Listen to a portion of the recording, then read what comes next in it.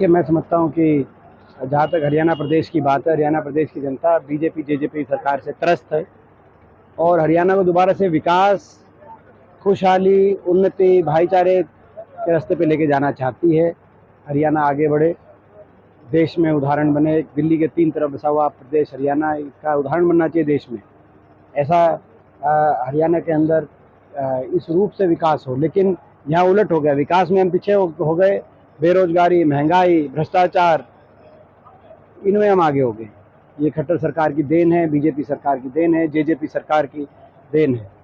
तो ये आज हरियाणा में निश्चित बदलाव निश्चित है। यहाँ पे कांग्रेस पार्टी की सवाल है, हम लगातार विपक्ष आपके समस्या कार्यक्रम जो कर रहे हैं, अब चुनावी वर्ष के अंदर जो भिवानी की हमारी रैली हुई, हिसार की रैली हुई, उसके बाद हमें विपक्ष के रूप में नहीं, अब विकल्प के रूप में प्रदेश की जनता देख रही है कांग्रेस पार्टी को।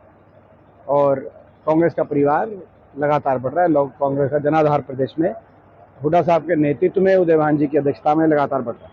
प्रॉपर्टी डीलर एसोसिएशन ने आपको समस्याएं बताई बहुत सारी, बहुत ही अभी प्रॉपर्टी डीलर एसोसिएशन के हमारे बहादुरगढ़ के अध्यक्ष और सारे पदाधिकारी और बहुत से यहाँ पे लगभग मैं समझता हूँ कि सैकड़ों की संख्या में यहाँ पे डीलर उपस्थित हैं इस कार्यालय की उद्घाटन के समारोह में।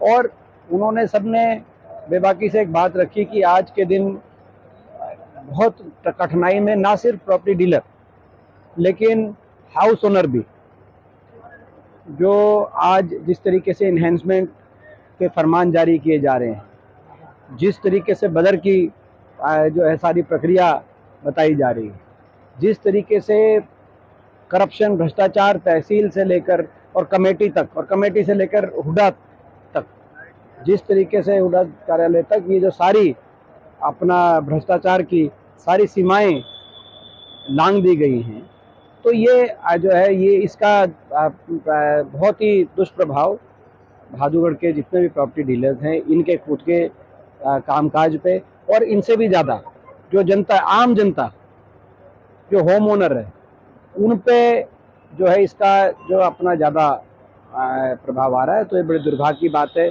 ये एक और उदाहरण है कि किस तरीके से प्रदेश में भ्रष्टाचार चरम पे है। आज इनेलो की रैली, उसमें जो उम्मीद जताई जा रही थी कि इंडिया गठबंधन के बड़े नेता नहीं पहुंचे, एक रैली जज्बा की हुई राजस्थान में, वहाँ भी सत्ता की चाबी बनने की कोशिश, क्या टिप्पणी? ये जेजेपी पार्टी तो हरियाणा में लोगों को से विश्वासघात करके राजस्थान भाग गई है। तो राजस्थान में, और राजस्थान में भी भागी, मगर राजस्थान के लोगों ने भी उनको अस्वीकार कर दिया। जहाँ तक इनेलो की बात है, इनेलो की आज आत्ममंथन रैली थी कि वो पार्टी क्यों हाशिए पे आ गई, आज हरियाणा के में राजनीतिक अस्तित्व न क्यों खत्म समाप्त हो गया।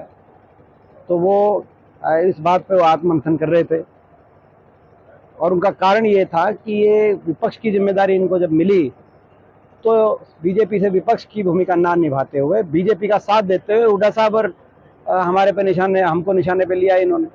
लोगों ने कहा, आपको कहा तो था कि बीजेपी के खिलाफ विपक्ष करो, आप तो हुड्डा साहब के विपक्ष में हो। तो लोगों ने उसको उस तरह की राजनीति, ये जो बीजेपी के साथ साठगांठ करके राजनीति है, राज्यसभा इलेक्शन आए तब उनकी वोट डालो, प्रेसिडेंट का इलेक्शन आए तब वोट डालो, उपराष्ट्रपति का चुनाव आए तब बीजेपी के साथ वोट डालो, और फिर बाहर कहो कि हम बीजेपी खिलाफ हैं। लोगों ने कहा भाई फिर तुम्हारा कोई स्टैंड ही नहीं है तो हम भी तुम्हारे साथ स्टैंड नहीं करेंगे। इसीलिए वो रैली पिटी। इसी आज दोनों पैर की रैलियों का पिटने का दोनों अलग अलग कारण है।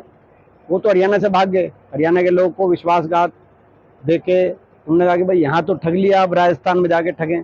मगर राजस्थान तक खबर पहुँचा दी हमने, हरियाणा के लोगों ने पहुँचा दी। वो अब उनकी ठगी की दुकान वहाँ नहीं चल पाएगी।